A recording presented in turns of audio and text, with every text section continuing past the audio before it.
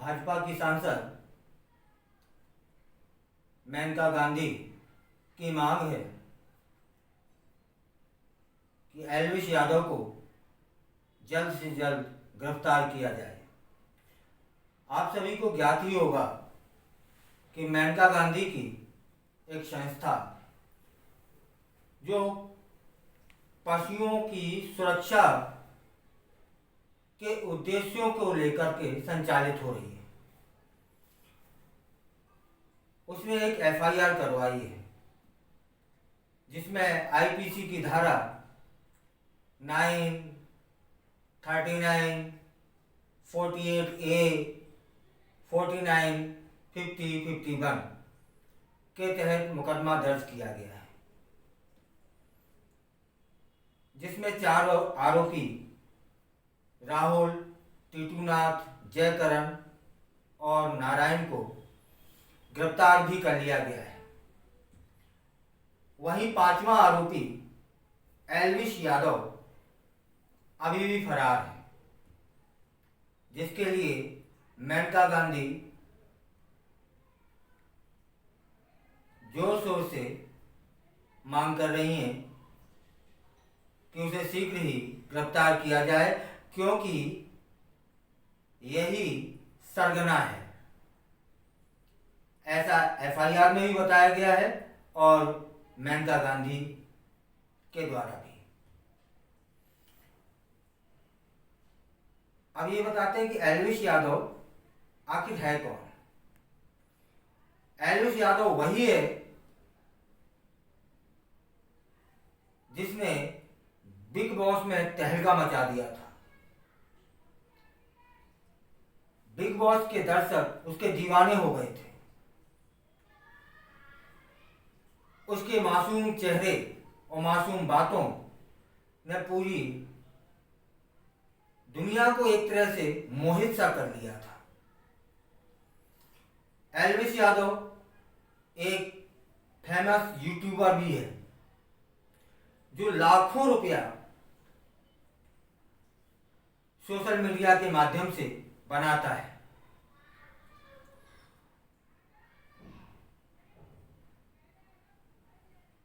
चलो यहाँ एक बात जो छूट गई है उसे बताते चलते हैं कि जो 4 लोग गिरफ्तार किए गए हैं,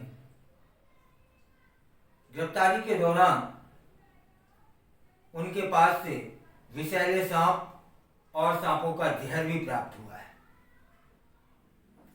अब प्रश्न यह बनता है कि विषैले सांपों का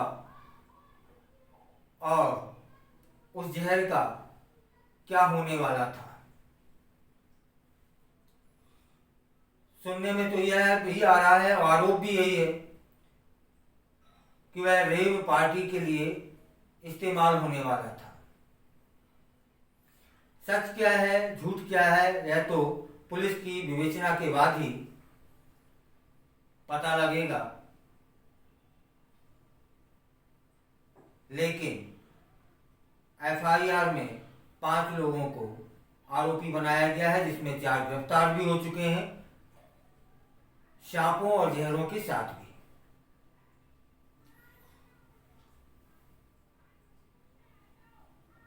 अब ये जहर किसके लिए, उसका क्या इस्तेमाल होना था। तो कुछ लोग बताते हैं कि इसे रेव पार्टी में इस्तेमाल होना था। तब प्रश्न यह बनता है कि आखिर रेव पार्टी होती क्या है।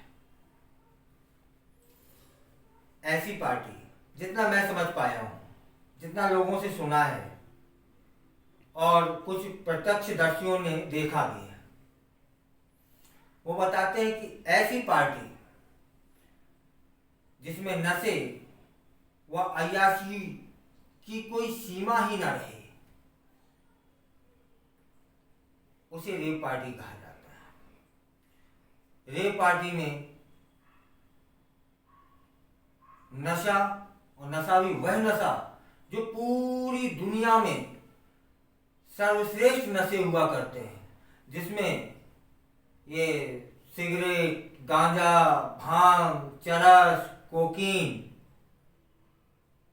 जैसे नशीले पदार्थों का कोई स्थान नहीं है, अर्थात इनसे उच्च स्तर का कोई नशा होता है।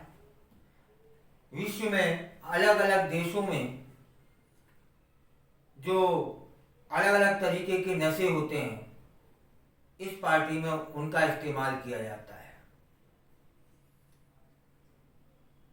पहली बार सुना कि सांपों का के जहर का भी नशा होता है, और एक पार्टी में इसी जहर का इस्तेमाल होना था। और कुछ लोगों ने बताया कि अय्याशी भी इस हद दर्जे की होती है कि कामसूत्र के रचयिता वात्स्यायन जी भी शर्मा जाए। अर्थात यह कह दिया जाए कि कामसूत्र की क्रियाओं की कार्यशाला को रेव पार्टी भी कहा जाता है। खजुराहो में जो मूर्तियां हैं, उन मूर्तियों की आकृति को प्रैक्टिकल करना रेव पार्टी का हिस्सा है। उच्च स्तर का नशा और उच्च स्तर की अय्याशी, यह होती है रेव पार्टी।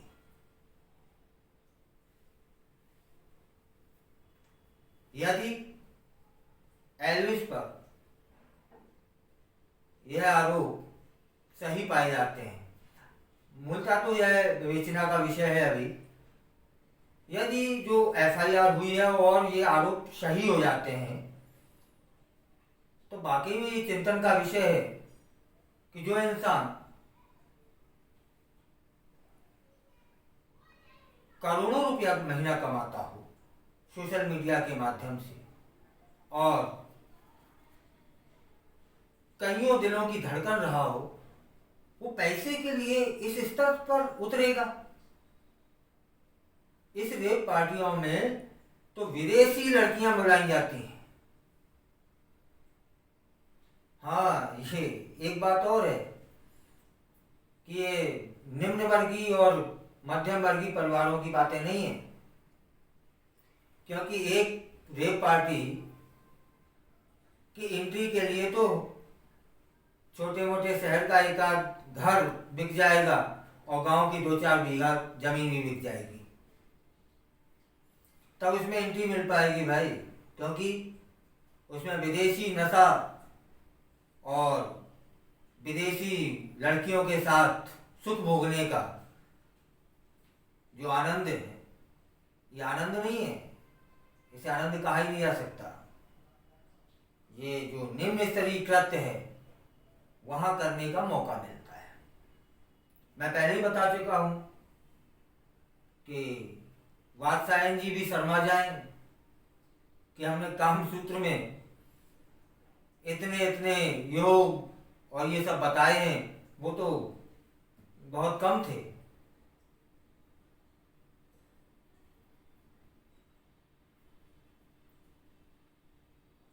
अब यह भी जानना जरूरी है कि रेव पार्टी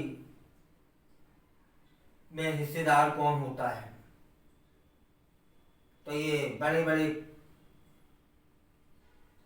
कारपोरेट चलाने वाले लोग, बड़े बड़े व्यापारी, बड़े बड़े अधिकारियों के घर के लोग, फिल्म वाले लोग,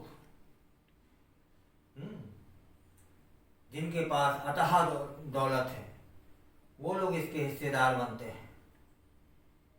करते क्या है, यह छुपाई नहीं है। उच्च स्तरीय नशा और उच्च स्तरीय अय्याशी, जहाँ संस्कृति सभ्यता के लिए कोई स्थान नहीं है।